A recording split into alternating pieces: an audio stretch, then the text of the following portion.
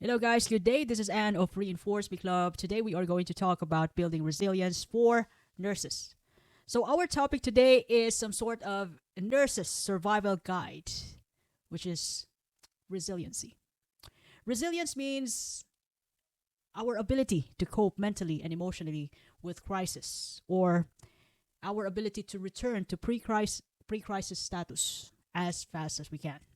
Now, as nurses, though, well, just to let you know, I'm also a nurse myself for over 10 years, working in a different inpatient departments, you know, different countries, from Philippines to Middle East to Ireland. So, but it's actually way different when you're working as a nurse for years and years compared to when you were a newly grad, a newbie, because when you work as a newbie, you thought that it's a dream come true. It's rainbows and blue skies, but you just happen to find out that it ain't. It's not how you thought it is. Nursing means solving different problems as much as possible at the same time, but you got to learn to juggle. To give the high standard patient care as fast as you can, or it could be in the right time, while other patients require you to give the appropriate care and at the same time. So you got to juggle with that, and that's a skill, though. It's not an easy thing to do, but nurses and the entire healthcare providers were able to manage it because of teamwork. Now, working as a nurse has a significant emotional and physical demands almost every day, especially when you work in the emergency department, or it could be in a theater with difficult cases, in a certain specialization or critical care area. Although it could be difficult, you could be in those specialized areas, but it doesn't mean that when you are in a general ward or in an outpatient area, you wouldn't experience any stress. So, in other words, whichever area a nurse works, she or he will always experience bad days at times, but not every day in a week. Look, imagine if it's every day in a week. By hook or by crook, a nurse must know how to be resilient for herself and for her family, as well as for her patients. The best for her to deliver the best ever patient care. Otherwise, if things messed up every day at work, it can lead to stress and burnout. And the way, you know, working as a nurse and you go home tired, you don't even have much time to talk to your kids, to your spouse, and you just want to go to sleep. Personally, that's not my ideal. That is why I'd like to share this message today, because as a human being slash a nurse, we need, or we must fulfill other areas of our lives too, not only the work area, the work part of our lives. We also have family. We also have ourselves to take care of. We have relationships. We also, if you are a nurse entrepreneur, we also need to take good care of your side business, side hustle. It could be, your health, your wealth, your relationships, plus your career. So different areas that we need to fulfill. That is why if we don't fill in our needs in all these areas which we consider as vital in our existence, we feel demotivated, stressed out, burnout, sick. So building resilience and adapting to change in the different healthcare environment or in your area are crucial for maintaining well-being and providing a high-quality patient care. So today, I am going to give you the top 5 nurses survival guide in order for you and me to really recover fast from stress, from burnout, caused by work. Although we do love our job. In building resiliency as a nurse, basically it's important that we must have the first one, self-care practices. It's important to mind our physical health. You know, I'm talking about the regular exercise, balanced diet, especially adequate sleep. Nurses should schedule time for physical activities that they enjoy, even just merely playing with kids or walking in a trail with the family, with their best friends. So that's already physical care. And never forget to spare time while working on your shift. Don't forget to eat on your break time. Or you could even reutilize break time to take naps. You could even bring snacks while you're working in case, you know, you will experience mind fog due to hunger while you're working. So always bring snacks as necessary. Because some people, no need, no, they don't really need snacks. They can manage the task for the entire shift. It's also important to eat the right foods as a nurse. High protein diet, high fiber, increased fluid intake, the things that we are teaching to our patients. We must apply it to ourselves. The way that we're teaching good stuff, but it would be much effective if we apply it to ourselves. And in the most part, though, sleep. There could be times that we are stressed out, but as a human being, we have the capability to soothe ourselves from the stress, from burnout. We have our own way. Some people, when they got home, they drink coffee, they drink hot chocolate, like me. Hot chocolate and a small piece of bread will do. I could recover from stress when I already have my hot chocolate before bedtime. Hot chocolate plus a couple of pages to read. Not the entire book. It'll be 5, 10 pages or 10 minutes of reading before sleep. And when I'm stressed out, I try to think about the things which upset me for that day. Any problems, that I'm overthinking, because I'm also one of those people who overthinks. And then I write them down on my journal. So this is the problem. And the problem isn't necessarily other people or other issues. Sometimes the problem could be me. There could be times that I misinterpreted things, or misunderstanding, which I could be the cause, or which, some misunderstandings which I, what shall I say, make it bigger in some ways. But, I just write them down, and in the following day, when I work, I make it up. Or whatever it takes, I must face it. Those actions which are meant to be learned. I'm not ashamed of my mistakes as long as I don't compromise the life of other people. I own my mistakes because I know that when I happen to know them and I own them, I can do something about it. So one thing that I do personally is that I write them down in my journal and write down the solutions too and execute them on the following day. So I'm making it up. It means that I've learned something on my mistakes. And that will help me sleep throughout the day, by hook or by crook. I do value sleep a lot. And in terms of mental health, mindfulness practices like meditation and yoga can help manage stress for nurses.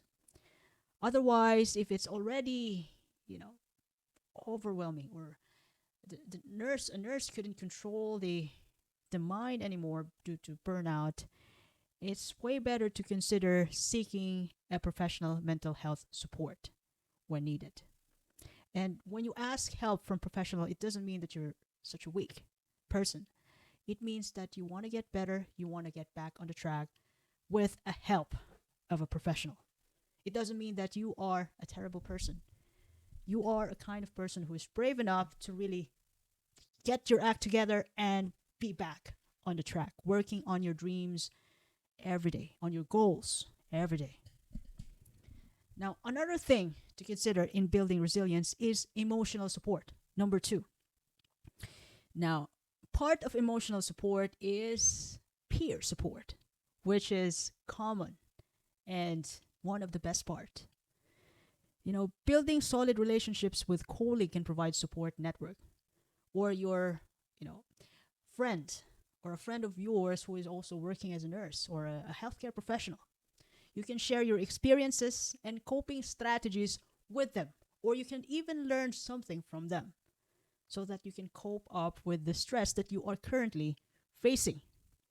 And this type of strategy, sharing experiences and coping, and also exchanging coping strategies with your friends or colleagues, can foster a sense of camaraderie and understanding.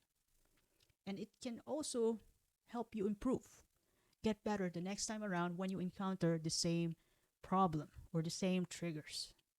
So remember, we are dealing with different people with different personalities.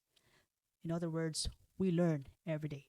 We have all the opportunities every day to get better. Another thing, part of emotional support, counseling and therapy. Access to counseling services can provide safe space to process emotional changes. So if you can afford this, and if it's available in your community, you might want to consider helping yourself with therapies.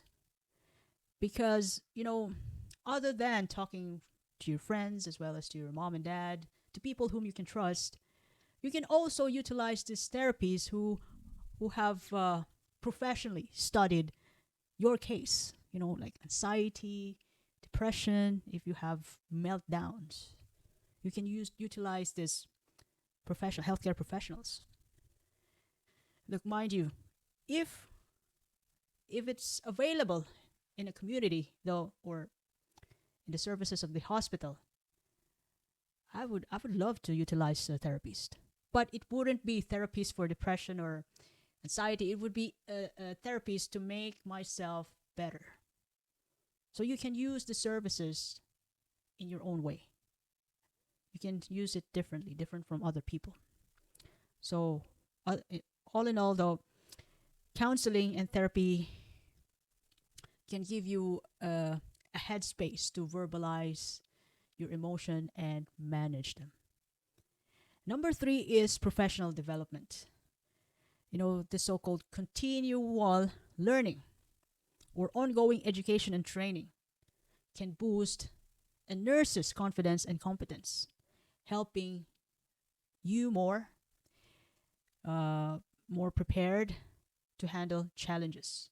So the way when you are in a, like, for example, in a special area like uh, neonatal intensive care unit, the NICU. So you have seminars. The hospital is giving you an opportunity to join this courses, to undergo these courses, and having gone through the contents, the teaching, the strategies, updated strategies about your unit will help you become more proficient, efficient, and effective at the same time in your area. And that will absolutely boost your confidence as a nurse to handle even the worst case scenario. Those situations that you've never gone through ever in your life. It's just pop up. And all your learnings from your courses and your past experiences, you gather them and then apply them right there and then. So I'm talking about emergency situations. And part of professional development, seeking mentorship from experienced nurses can provide guidance and support if you are still adjusting in your area, in your workplace. If you are a newbie nurse, if you are just 1 to 2 years in that area, and there might be things that you need to dig in more, to understand.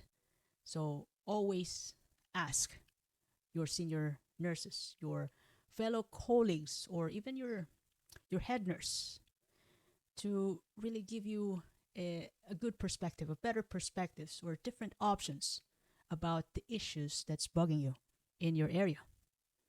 So seek mentorship, guidance, or guidance from your colleagues. Number 4, work-life balancing. There's no such thing as work life balance, it's work life balancing.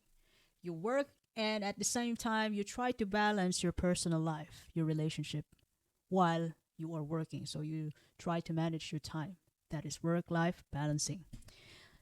So when you are trying to juggle different priorities, it's important to manage your time. Time management. This can help nurses balance work demands with personal life. Setting boundaries and prioritizing tasks are essential. So, in other words, when you work, you work. When you play with your kids, when you're at home, be at home 100% attention, you are there. Your mind is not must not be anywhere, especially at work when you are with your kids, when you are with your family, when you're cooking for your, for your spouse. You must be 100% there and be 100% at work when you are working. Setting boundaries means you can stay away from your phone while you're at home, having fun with your kids.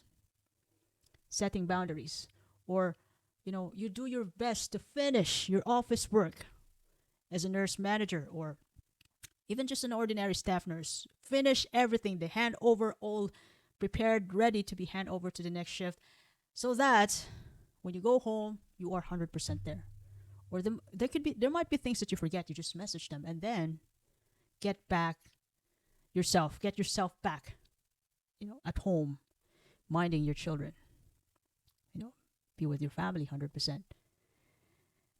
And part of the work-life balancing is recreational activities or hobbies. It's important to engage yourself with nature or outside work, which can provide a necessary mental break and promote overall well-being for nurses. So let the world, show the world that you are just not good in the healthcare situation, healthcare scene, healthcare challenges. You are also good in golf. You are great in sprints, marathon. You are athletic too. Show them the other aspects of yourself. Show them that you like going to the gym and build your muscles. Be a great model for your kids, or it could be for your colleagues. Take a mental break from work, recreational activities, and engage with your hobbies. Lastly, number 5, it's important to have a positive mindset. Basically, when you wake up in the morning, it's important. It's important to be really thankful about life, about waking up in the morning, that you still have this opportunity to prove yourself every day, every time you wake up, because not all people have those chances. Life is beautiful. So when you have an opportunity, fulfill it. And part of fulfilling life is just be simply thankful. Thankful for it. Be thankful with your consciousness, your functional senses that is still there, and you can still able to breathe the fresh air. Be thankful with your with those little things that you have, even those free stuff like the oxygen in the air. Be thankful.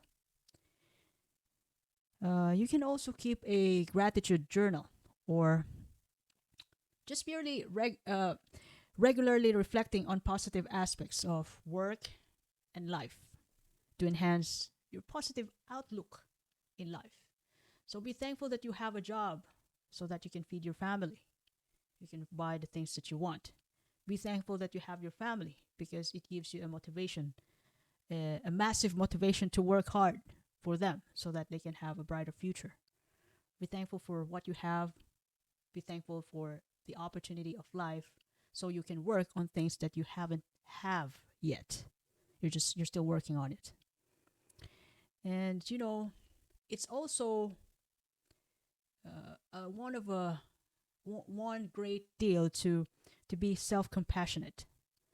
Be kind to yourself, and recognize that it's okay to have challenging days, which can reduce your self-imposed pressure.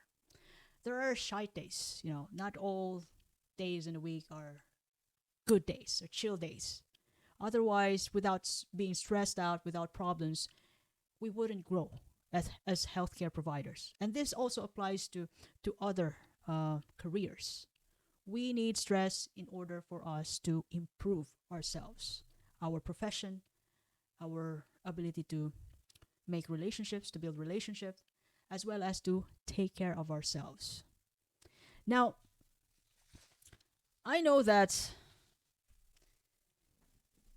every shift could be, it wouldn't always be a beautiful day for nurses for the entire week.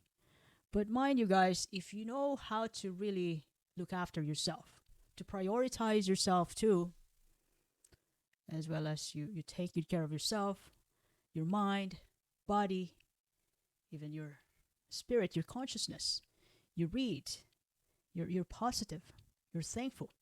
When you know how to prioritize yourself too, all the things outside, the challenges outside, thrown to you by life, will be solved. Might not be today, might not be tomorrow, will be solved, but it will surely be solved in time. And with all your best ability, some of those problems presented to you by life in your workplace will be resolved in time. Even the fastest time that you can solve your own problems.